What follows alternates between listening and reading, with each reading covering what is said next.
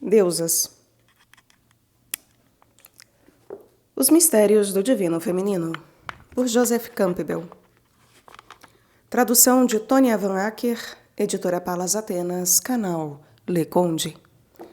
Caros ouvintes, caso gostem do que aqui será lido, por favor, adquiram o livro. É uma bela edição que contém ilustrações, imagens de estátuas, de símbolos. Vale a pena tê-la em mãos. Também contém notas de rodapé. E tudo isso não será aqui mostrado nem lido. Eu peço também para, caso você goste do meu trabalho, venha auxiliá-lo, se possível via Pix, Apoia-se ou Vaquinha. Centavos serão muito bem-vindos e é possível encontrar os links para essa doação no descritivo aqui do vídeo, de qualquer vídeo. Eu também peço para que, caso queiram, possam e devam, contribuam através da lista de desejos da Amazon, como nos fez o José, que nos comprou este livro que agora ouvimos aqui, que agora eu leio. Lá tem diversos livros e caso tenha algum que não lá esteja, algum autor que você lá queira, basta solicitá-lo, seja via comentários ou e-mail. Também peço para que, por favor, curtam, compartilhem, comentem, inscrevam-se no canal, porque tudo isso faz muita diferença em termos de engajamento. O engajamento é muito importante em termos de plataforma, porque assim ela entende que este conteúdo é relevante, disseminando e possibilitando assim que outras pessoas tenham acesso, conheçam, saibam que ele existe e também ampliando o meu trabalho. Muito obrigada àqueles que podem contribuir fazendo o mínimo. Também é possível contribuir tornando-se membro aqui do canal. As mensalidades começam a R$ 1,99 ao mês. São diversas as possibilidades para aqueles que podem e querem. Então, dê uma olhada. Caso tenha alguma dúvida, entre em contato comigo. Muito obrigada pela presença. Seguimos para o primeiro capítulo. O mito e o divino feminino. A deusa nas culturas paleolíticas. Nas mitologias que focalizarei inicialmente, as deusas têm primazia. E por que não? A manifestação mais simples da deusa nas primeiras tradições agrárias do Neolítico é como mãe terra. Da terra brota a vida, e a terra sustém a vida. Portanto, seus poderes são análogos aos da mulher. No entanto, há duas grandes categorias de mitologia primitiva. Uma é a dos povos agrários, e a deusa está associada primeiramente a este grupo. A outra é a dos deuses masculinos, em geral associados aos povos nômades que se ocupavam do pastoreio de animais. Nas primeiras sociedades, quase sempre a mulher está relacionada ao mundo das plantas. Nas tradições de coletores e caçadores, em geral eram as mulheres que colhiam plantas alimentícias e recolhiam caças pequenas, enquanto os homens estavam ligados à caça de animais maiores. Desse modo, o homem ficou associado ao matar e a mulher à promoção da vida. Essas seriam, portanto, as associações básicas típicas das mitologias primeiras. Antes da descoberta do cultivo do alimento, antes das primeiras lavouras, da horticultura e da domesticação de animais, todas as populações humanas do mundo eram simplesmente coletoras e caçadoras. As grandes áreas de caça se espalhavam desde as planícies europeias até o lago Baikal, na Sibéria. Mais tarde, esses povos caçadores migraram até o Ártico e depois para o norte da África, pois naquele tempo o deserto do Saara era uma pradaria. Quando o Saara secou, eles foram se deslocando para o sul do continente africano. Mas, na região próxima ao Equador, o principal alimento provém do mundo vegetal. Isso leva a dois tipos de povo completamente diferentes, a dois tipos inteiramente distintos de ênfase cultural. Na caça, a comida é trazida pelos homens, que para tanto correm grandes riscos. Antes de 1500 a.C., eles nem sequer tinham arco e flecha, mas precisavam atacar enormes animais, rinocerontes, mamutes cobertos de pelos e outros, e, portanto, nas tribos de caçadores, há uma ênfase masculina na ação, na coragem, na celebração do indivíduo que mostrou a habilidade de trazer alimento para casa. Ao longo da zona equatorial, entretanto, não será exagero afirmar que qualquer um consegue tirar uma banana do cacho, de modo que a celebração dos feitos individuais não arrebanha grande popularidade. Além disso, uma vez que as funções biológicas da mulher a direcionam e a associam de modo mitológico com a própria terra, ou seja, ela dá nascimento à vida e a nutre, seu feitiço é uma magia especialmente poderosa na zona tropical. Grosso modo, portanto, nas regiões onde existe uma ênfase na caça, temos uma mitologia orientada para o masculino, e nas áreas onde se destacam as plantas, temos uma orientação feminina. Mas as primeiras sociedades eram, como sabemos, coletoras e caçadoras. Os exemplos mais antigos de mitologias orientadas para o masculino vêm da arte das antigas cavernas do período aurignaciano, de cerca de 40.000 a.C., e o primeiro tema artístico de que temos notícia é aquele que aparece nas estatuetas da deusa Nua, conhecida como Vênus do Paleolítico. Nessas sociedades caçadoras, os elogios vão para o homem porque realmente faz muita diferença se o indivíduo tem boa pontaria ou não, e se ele consegue matar o inimigo, que nesse período em geral era um animal bastante feroz, mas também poderia ser um membro da tribo vizinha, à procura das mesmas presas visadas por seu próprio pequeno grupo de caçadores. Tudo concorre para enaltecer a psique masculina. Nessas culturas, o homem é apoiado pela mulher. Isso se revela num rito muito interessante que o etnólogo Léo Frobenius observou na África. Ele fazia uma expedição no Congo e 3 pigmeus foram incluídos em sua equipe, 2 homens e uma mulher. Os pigmeus são ótimos caçadores, de modo que, quando ele precisou mais carne para a sua equipe no safari, pediu aos 3 pigmeus que pegassem uma gazela. Eles ficaram chocados ao saber que teriam de trazer a carne naquele mesmo dia. Era preciso fazer um ritual antes.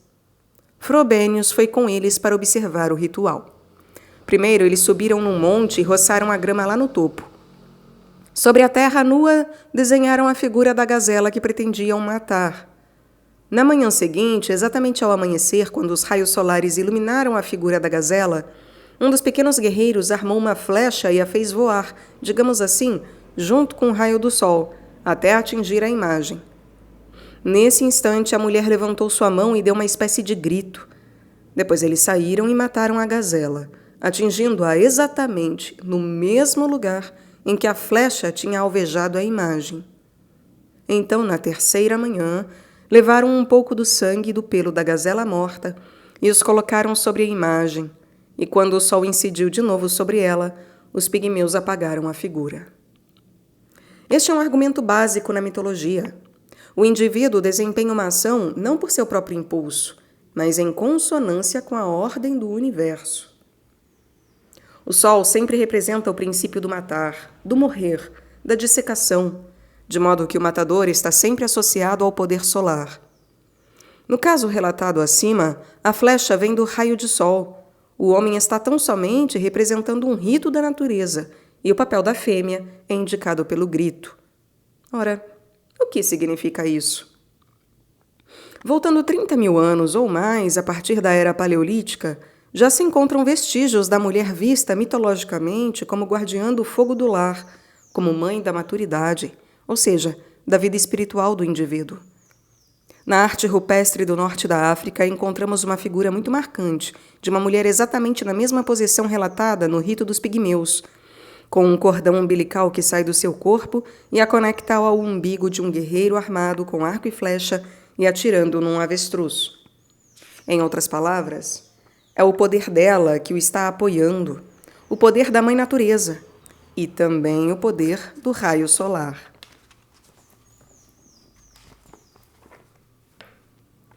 As pequenas estatuetas de Vênus em pé foram encontradas nos abrigos que serviam de habitação para os povos do Paleolítico.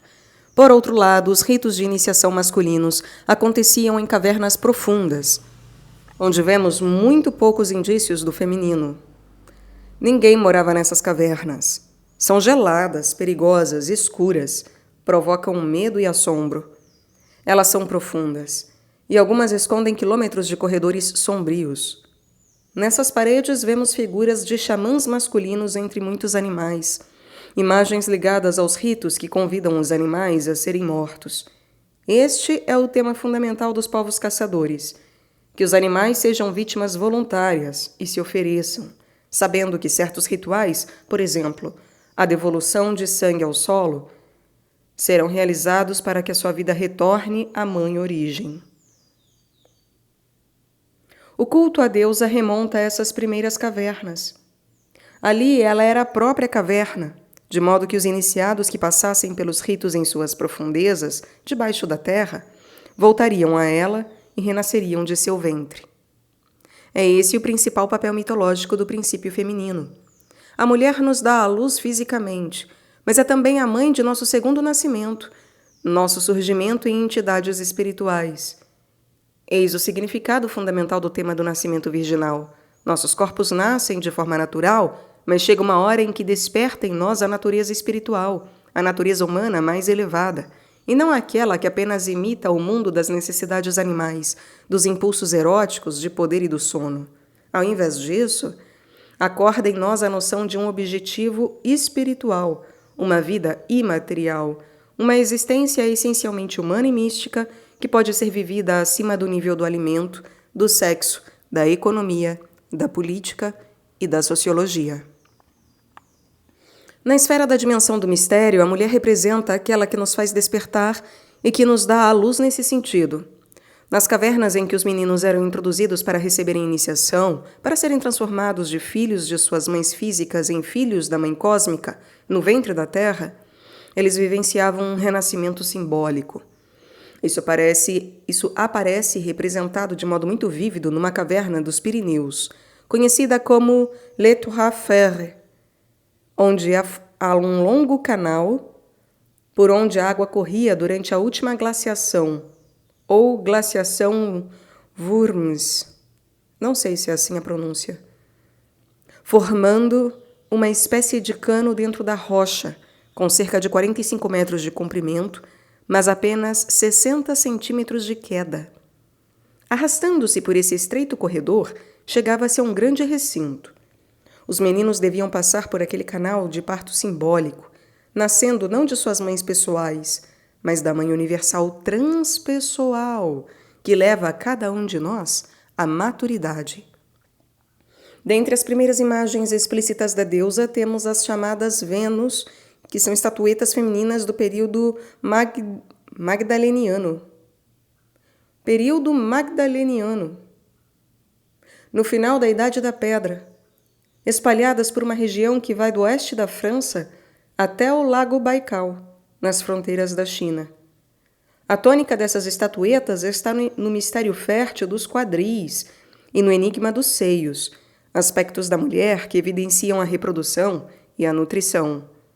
A natureza deu à mulher esse poder, e assim ela se torna como que uma manifestação, o significado do mistério da própria natureza.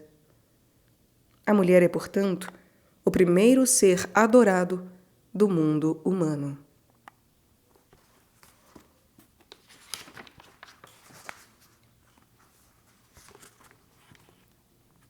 Essas foram as primeiras figuras tridimensionais, plásticas, os primeiros ídolos, na linguagem da história da arte, que representam uma musa feminina padrão, o poder do corpo feminino como transformador que traz a vida. Essas estatuetas não aparecem nas cavernas dos ritos masculinos de caça, mas nos locais de habitação, nos abrigos de pedra onde as pessoas viviam. Uma das características dessas estatuetas é que, na sua maioria, elas não têm rosto com feições, o que aumenta o aspecto de mistério. Não é a personalidade, mas a mulher crua que leva a natureza a se manifestar. Os pés estão sempre ausentes nessas estatuetas, o que sugere que foram feitas para ficar fincadas em pequenos santuários ou na terra.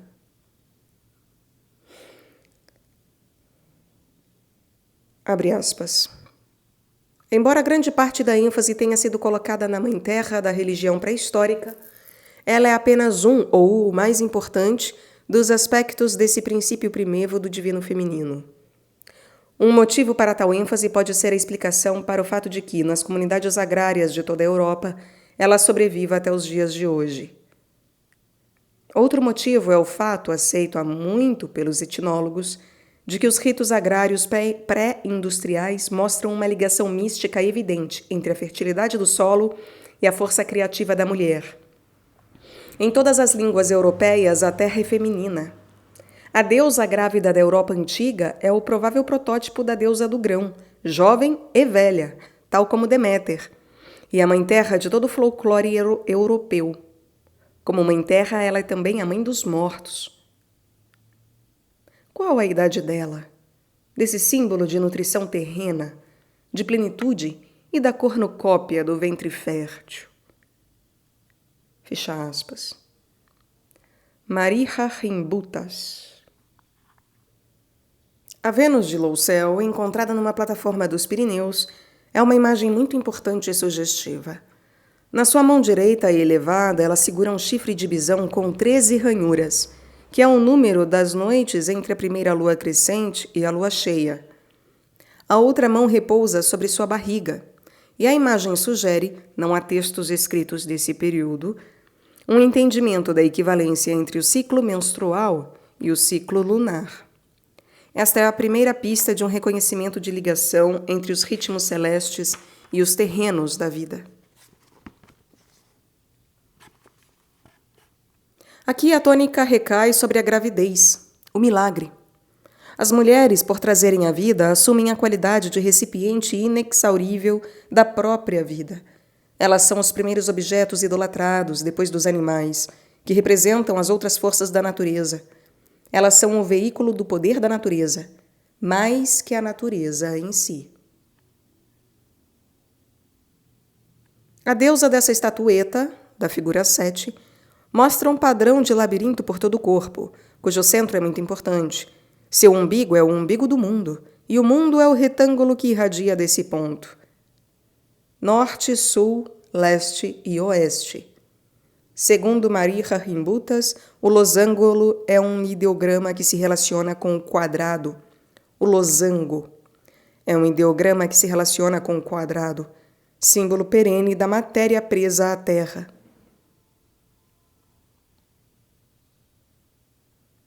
Digno de nota é que essas estatuetas femininas estão simplesmente nuas, ao passo que as figuras masculinas representadas em todas as cavernas estão vestidas com algum tipo de traje, como xamãs.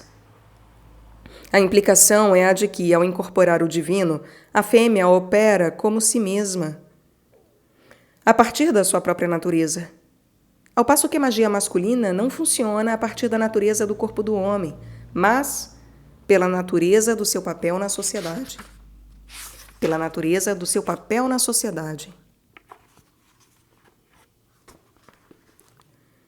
Isso traz à tona uma questão muito importante para toda a história do feminino na mitologia. A fêmea representa o princípio da natureza. Nascemos dela fisicamente. O macho, por outro lado, representa o princípio social e os papéis sociais. E isso aparece, por exemplo, nas teorias psicanalíticas de Freud, em que o pai representa aquele que confere iniciação à criança no seu papel de adulto. Nos primeiros anos da vida da criança, o pai é apenas o ajudante fortão da mamãe. Mas chega o momento, por volta do 3º ou 4º ano, em que a criança registra a diferença entre macho e fêmea. Nessa ocasião é que o menininho fica sabendo que ele é homem e está ligado ao papel de seu pai, e que a menininha percebe que ela é mulher.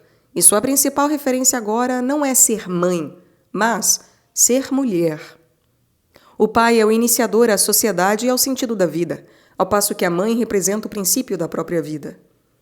Ela representa esse princípio tanto em seu papel benéfico como no aspecto horrendo.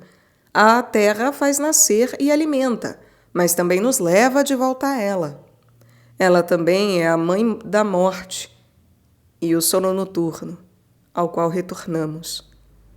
Ela é também a mãe da morte e o sono noturno, ao qual retornamos. A tradição dos caçadores da tribo Pés Negros de Montana produziu uma história que parece nos falar muito vivamente do papel mitológico da mulher nessas culturas caçadoras, que eram sobretudo masculinas no tocante à sua orientação mitológica. Havia uma época no outono em que aquele povo tinha de providenciar um bom estoque de carne para o inverno. Eles costumavam fazer isso levando uma manada de búfalos até um precipício para que os animais caíssem, quebrassem a espinha e fossem mortos com facilidade no sopé do despenhadeiro. Bem, neste caso em especial, os búfalos simplesmente não quiseram cair na armadilha, e parecia que o povo teria um inverno muito difícil. Bem cedo, certa manhã, uma jovem se levanta para buscar água para sua família, e ao sair, vê lá no alto do despenhadeiro uma manada de búfalos. Num momento de entusiasmo espontâneo, ela exclama: "Ah, se vocês caíssem pela encosta, eu me casaria com um de vocês." Uma oferta e tanto. Para sua grande surpresa, os búfalos começam a cair mesmo. Toda a manada desce rolando e chega lá embaixo de ossos quebrados. Mas então um grande búfalo se aproxima e diz: "Está bem, garota, vamos lá." E ela responde: "Ah, não." E ele: "Ah, sim. Veja bem, você fez uma promessa. Nós cumprimos a nossa parte. E agora você não quer cumprir a sua? Nada disso."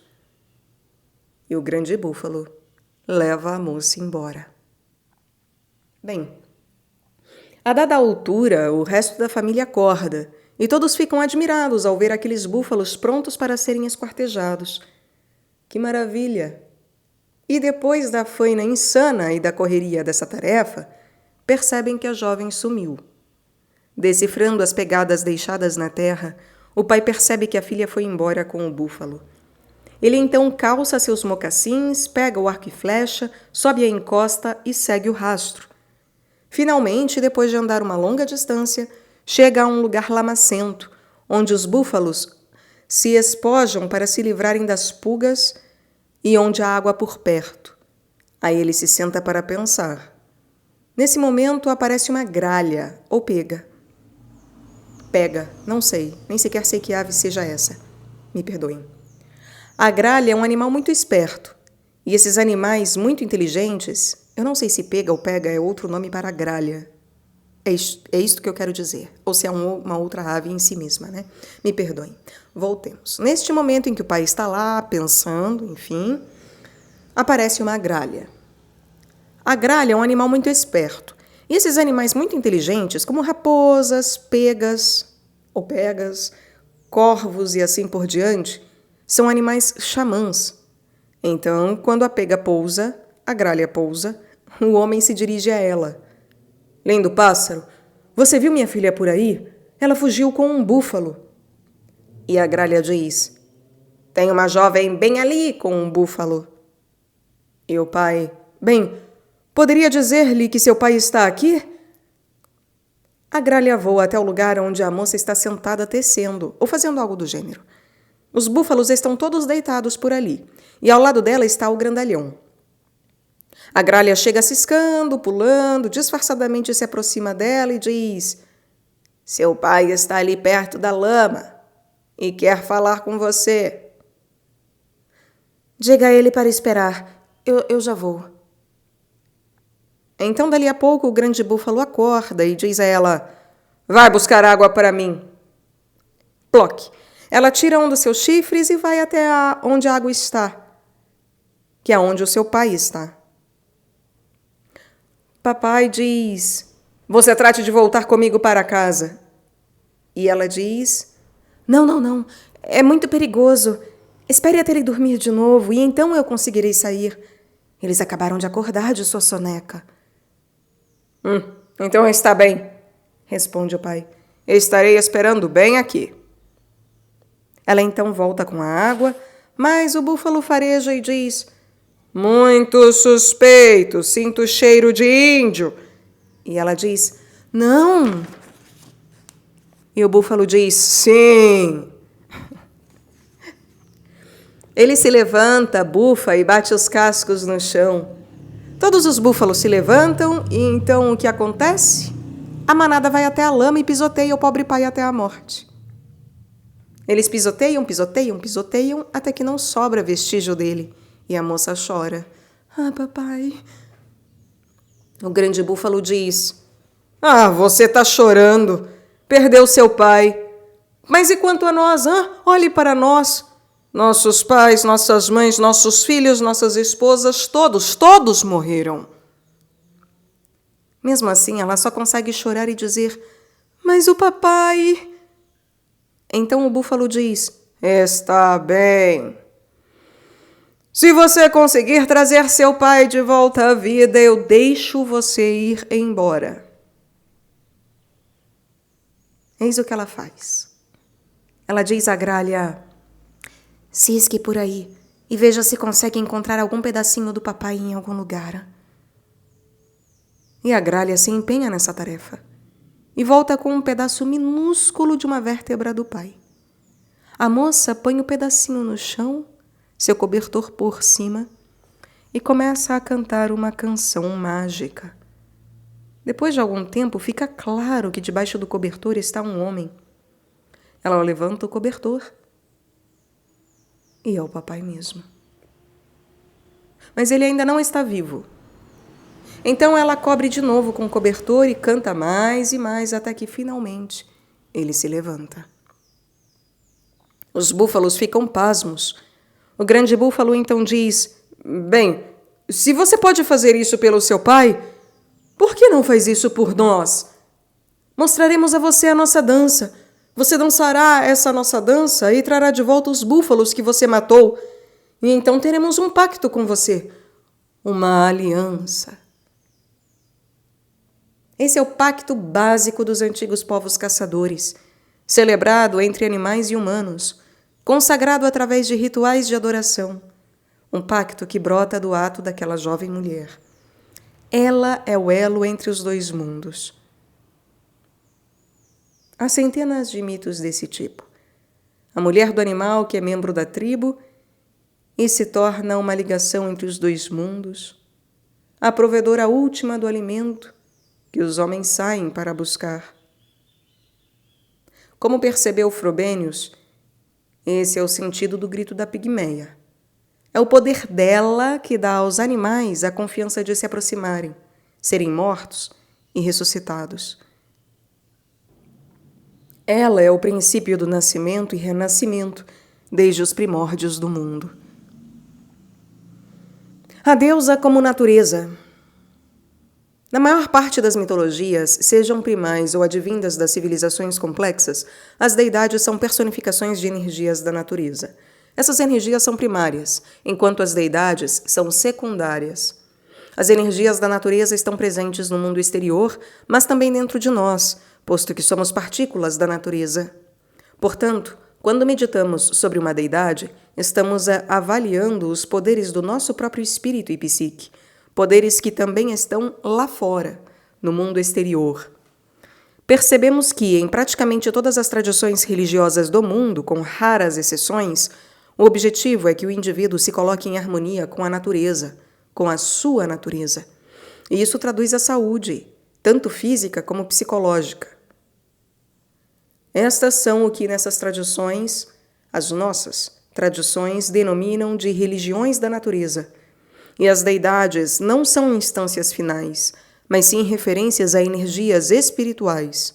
Portanto, quando a mitologia é compreendida de maneira adequada, o objeto reverenciado e venerado não é uma instância final. O objeto venerado é a personificação de uma energia que habita dentro do indivíduo. A referência mitológica tem duas modalidades, a da consciência e a dos potenciais espirituais internos do indivíduo. Se uma mitologia não tem essa tônica, de que se trata então? A receita para entender errado a mitologia é pensar que aquela imagem é a instância final. Evidentemente, esse é um dos problemas dos assim chamados sistemas monoteístas. Neles, Deus não é transparente. Ele é uma instância final. E quando a deidade é uma instância final, em vez de ser transparente à transcendência, o adorador é também uma instância final, em vez de ser transparente à transcendência. E o resultado é uma religião de relacionamento do indivíduo com Deus. Mas assim que abrimos esse Deus e percebemos que ele é a personificação de um poder, nós mesmos nos abrimos como personificação e veículo daquele poder. Num sistema desse tipo, pode surgir uma afirmação como a que encontramos na... não tenho a menor ideia de como se pronuncia isso. É uma Upanishad. Chandogya ou Chandogya. Realmente não sei. Khandogya. Upanishad. Tat Tvam Asi. Também não tenho a menor ideia de como se pronuncia isso, mas significa tu és aquilo. Essa afirmação, tu és aquilo, constitui uma heresia quando o Deus é fechado. E já que abordaríamos o assunto dos pagãos, nós, filhos das tradições bíblicas, devemos entender que eles não são idólatras. Num sentido bastante concreto, somos nós os idólatras, pois confundimos o símbolo com a referência. Penso que lá no fundo, todos nós sabemos que isso é que é idolatria, e por esse motivo saímos por aí chamando os outros de idólatras, e insistindo para que creiam da forma como nós cremos, para que possamos confirmar e nos assegurar de que agimos de modo correto em termos da nossa própria mitologia. Minha definição de mitologia é esta: a religião dos outros povos. O que sugere que a nossa não é uma mitologia, mas algo diverso. Consequentemente, minha definição de religião é esta: uma mitologia mal compreendida. E o mal entendimento consiste em confundir o símbolo com a referência. Portanto, todos os eventos históricos tão importantes para a nossa tradição não deveriam ter relevância alguma para nós, exceto como símbolos de forças presentes dentro de nós mesmos. Quando entramos numa igreja, costumamos ver as estações da via sacra nas paredes à nossa volta. A intenção é que não tenhamos dúvida de que aquilo representa o que de fato aconteceu a Jesus de Nazaré no dia da sua crucificação. Primeiro, Jesus é condenado à morte por Pilatos, depois Jesus pega a sua cruz, depois Jesus cai, e assim por diante, até deitarem o corpo de Jesus na sepultura. A próxima estação que viria depois do enterro, a estação que não é mostrada como parte da série, seria a ressurreição. E depois desta, haveria ainda outra, a da ascensão aos céus. Ora, se tudo isso for interpretado ao pé da letra, estaríamos numa situação muito difícil. Ao nos familiarizarmos com os conceitos da física moderna, é inevitável que comecemos a nos perguntar onde ele foi, pois, mesmo viajando na velocidade da luz, ele não teria ainda atingido o fim da nossa galáxia. E nesse ponto percebemos que não há um lugar literal para onde vá o corpo literal. E chegaríamos à conclusão de que nada disso é verdade. E perderíamos a nossa religiosidade. Perderíamos os nossos símbolos. Quando o símbolo é interpretado dessa forma, concretamente, a mensagem se perde.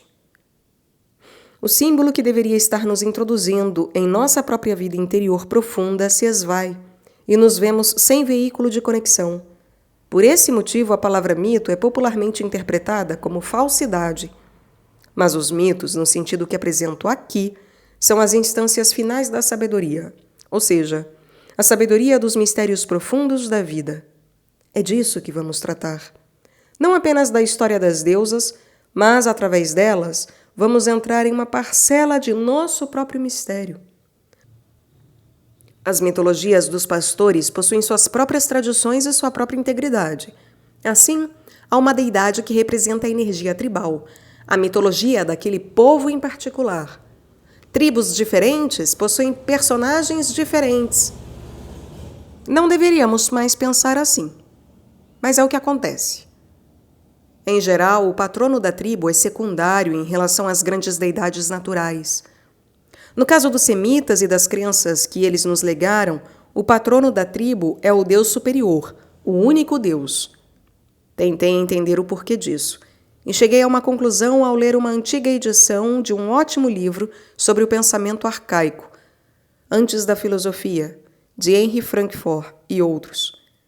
No último capítulo, Frankfurt sugere que a vida no deserto não leva seus habitantes a se sentirem especialmente gratos à deusa mãe. Eles dependem por inteiro da tribo e do deus tribal, que, portanto, se torna a figura dominante. Daí decorre um estranho problema. Quando focalizamos nossa atenção nos poderes da natureza, podemos ir da Grécia à Índia e dizer: aquele que vocês chamam de Indra, nós chamamos de Zeus. Os soldados de Alexandre o Grande compreenderam de imediato quem eram seus deuses indianos, e aqueles que permaneceram na Báctria como governadores e regentes adotaram as deidades indianas sem sofrer nenhuma violência no tocante à sua reverência a seus próprios deuses, pois claramente eram os mesmos deuses com outros nomes. No livro 6º de Comentários sobre a Guerra Gálica, César discute a religião local dos gauleses celtas conquistados, mas usa os nomes romanos para os deuses, de modo que é impossível saber a que deuses ele se refere. Esse fenômeno é chamado sincretismo e constitui a modalidade de boa parte das religiões do mundo. Os hindus são grandes sincretistas, e os budistas tampouco tiveram problemas com isso. Os sacerdotes egípcios eram tão sincretistas que, quando as pequenas vilas ao longo do Nilo foram por fim incorporadas ao grande império, os reinos do norte e do sul, foi possível acomodar as mitologias locais com facilidade. Assim, a grande mitologia de Ísis, Néftis e Osíris são mitologias combinadas, mas perfeitamente coerentes em termos mitológicos. No entanto, imaginem um antigo hebreu dizendo: aquele a quem vocês chamam de Assur, nós chamamos Yahvé. Essa é uma afirmação impensável. Portanto, se o Deus local é um Deus superior, isso leva a um exclusivismo. Lê-se no Antigo Testamento que os deuses de outros povos não são deuses, são demônios. Também na história dos cristãos espanhóis conquistadores da América é possível constatar que eles chamavam as deidades dos nativos americanos de diabos. A utilização da palavra diabo é estranha. Por isso, empregamos o vocabulário daimon. Para os gregos, a palavra daimon significa a energia de vida de uma pessoa. E essa energia não obedece necessariamente às regras impostas pela mente. Portanto, o daimon se torna um perigo, um demônio, para as pessoas que ficam presas a uma fantasia ou a um comportamento adotado basicamente para a autogratificação. Em consequência, essas pessoas chamam tais forças de diabos. Nessas mitologias, vemos diante de um mundo de forças daimônicas que não são outra coisa senão o poder de nossa própria vida. Nessas mitologias, vemo-nos diante de um mundo de forças daimônicas que não são outra coisa senão o poder da nossa própria vida. Quando os semitas foram avançando pela força de suas conquistas, desalojaram deidades para abrir espaço ao seu próprio Deus, e foram os mais radicais detratores da deusa, que representava os poderes da terra. No Antigo Testamento, as deusas locais de Canaã eram chamadas abominações. Tal alcunha se conserva na nossa tradição cristã. Uma das coisas mais ofensivas que os protestantes dizem sobre os católicos é que eles adoram a Virgem. E os católicos fazem questão de deixar claro que eles não adoram a Virgem, eles a veneram. Há uma diferença. Quando se recita a ladainha, pede-se à Virgem: rogai por nós. Ela é apenas uma mediadora, e desse modo mantém-se a mulher em seu devido lugar. As forças das quais estamos falando ao nos referirmos à deusa são forças que vivem em cada mulher do mundo. Lembro-me de que, quando estive na Índia, aprendi que todas as mulheres são divindades. Os 3 crimes mais graves na Índia são matar uma vaca, matar um brahmane e matar uma mulher. Porque todos eles representam os poderes do sagrado. É evidente que, quando se vai à Índia, fica claro que é possível ser muito, muito sagrado e ainda assim estar numa condição social bastante rebaixada. Mas estas são as incongruências da vida, né? Um mistério. A forma mais antiga da deusa, como veremos, é apenas a deusa Mãe Terra, embora no Egito a grande deusa Nut represente a abóboda celeste.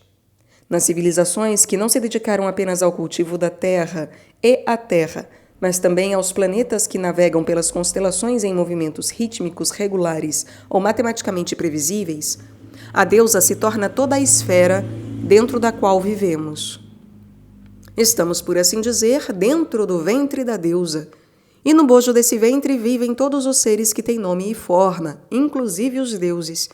Portanto, quando se chama Maria de Mãe de Deus, ela está sendo promovida. Nas tradições antigas, ela significa não apenas a mãe da encarnação, mas a mãe do universo e de todas as forças atuantes dentro dele, concretas ou mitológicas, para as quais se dá nome e forma. Nessas tradições, os deuses existem dentro do campo da deusa, e são todos eles meras manifestações dos aspectos dela. No entanto, uma coisa muito interessante aconteceu no final do século XVIII, quando os textos hindus começaram a ser traduzidos para os idiomas europeus. Um pouco antes do advento dessas traduções, a filosofia da Europa deu um imenso passo adiante com a obra de Immanuel Kant, que pode ser ouvido aqui no canal, aliás. Há 2 tipos de filósofos neste mundo: os que compreenderam Kant e os que não o compreenderam. Kant pensou sobre o problema que já havia sido anunciado por Locke. Como saber se aquilo que percebemos através dos sentidos corresponde ao que realmente está lá? Será que nossos sentidos distorcem as coisas? Kant começa sua reflexão com o que ele chama de categorias a priori da lógica. Não é possível nem sequer pensar em algo, exceto em termos de sujeito e objeto, certo e errado, pares de opostos, categorias lógicas. Não é nem possível pensar em algo, exceto em termos de sujeito e objeto, certo e errado, pares de opostos, categorias lógicas. Kant prossegue defendendo a ideia de que a função dos sentidos é nos envolver no tempo e no espaço, e assim tudo chega a nós através das formas a priori de tempo e espaço. O que aconteceria se não existissem tempo e espaço? Somos separados pelo espaço e pelo tempo. Não fossem eles, estaríamos unidos à pessoa que se sentou onde estivemos sentados no ano passado, ou no século passado, ou do outro lado do mundo. Juntos, tempo e espaço são o que Nietzsche chama de principium individuationis. Principium individuationis. Princípio individualizador que nos torna criaturas separadas. Foi Schopenhauer quem percebeu que as formas da sensibilidade a priori de Kant e as categorias a priori da lógica correspondiam simplesmente à ideia hindu de Maya. Portanto, essas duas filosofias, racionalismo europeu e misticismo indiano, confluem de forma maravilhosa no trabalho dos filósofos do romantismo alemão do século XIX. Num belo artigo intitulado Os Fundamentos da Moral, Schopenhauer se pergunta: como um ser humano consegue vivenciar a dor e o perigo de outra criatura, a ponto de, descuidando de sua autopreservação, espontaneamente ir ao socorro do outro? Você vê uma criança prestes a ser atropelada, e talvez ao socorrê-la, você acabe sendo atropelado no lugar dela. Por que aquela que consideramos ser a primeira lei da natureza, a de proteger esta nossa entidade separada, de repente desvanece, dando lugar a uma prioridade maior, aquela que Schopenhauer chama de compaixão, literalmente sofrer junto? Schopenhauer afirma que o motivo para essa mudança é que, no momento do perigo, acontece de fato uma percepção metafísica que levanta o véu da separação. De repente se percebe que eu e aquele outro somos um. Os dois são juntos a única vida que se mostra de várias formas. Esta é a revelação que leva onde os deuses estão. Um deus é simplesmente uma representação mitológica dos mistérios que transcendem a separação. São Paulo escreveu: já não sou eu que vivo, mas é Cristo que vive em mim. O que ele queria dizer com isso? Jesus de Nazaré, a encarnação separada, já tinha ascendido até as galáxias. São Paulo teria pensado que Jesus voltaria para viver nele? Claro que não. Há dois aspectos dessa expressão. Um é Jesus, a encarnação temporal. O outro é Cristo, o princípio eterno, segunda pessoa da Santíssima Trindade, que transcende o tempo e que se faz presente e verdadeiro ontem, hoje e sempre. Um item dogmático característico da tradição cristã é que Jesus foi o único ser vivo idêntico ao Cristo. Mas a grande ideia do budismo é que somos todos seres búdicos, embora sem o saber ou sem agir como tal. Portanto, quando São Paulo diz: já não sou eu quem vivo, mas é Cristo que vive em mim, o que ele realmente quer dizer é o que todo budista afirma. Certa vez encontrei uma ótima historinha nos escritos do filósofo Zen, Daisetsu Suzuki. Não sei a pronúncia. Um discípulo do Zen pergunta a seu mestre: eu possuo a natureza do Buda? E o mestre responde: não. O aluno replica: mas ouvi dizer que todos os seres têm a natureza do Buda. As pedras, as flores, os pássaros, os animais, as pessoas. Você está certo, diz o mestre Zen. Todos os seres possuem a natureza do Buda. Pedras, flores, pássaros, animais. Mas você não. Eu não? Mas por quê? Porque você me fez essa pergunta tola. Ou seja, o discípulo está identificado com a sua mente, e o que a sua mente vê no mundo ao seu redor não está em sincronia com a sua verdade interior. A função do mito é nos colocar em sincronia com nós mesmos, com o nosso grupo social e com o ambiente no qual vivemos. Uma das maneiras mais interessantes e simples de receber essa mensagem é através da mitologia do povo navarro. Cada ínfimo detalhe do deserto onde vivem foi deificado, e a terra se tornou uma terra santa, porque revela entidades mitológicas. Quando reconhecemos o aspecto mitológico da Mãe Natureza, a própria natureza é transformada em ícone, em figura sagrada, de modo que, por onde formos, receberemos a mensagem de que o poder divino opera em nosso favor.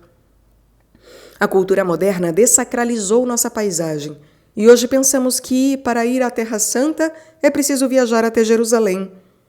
Os navarros diriam: isto é ela, e você é ela.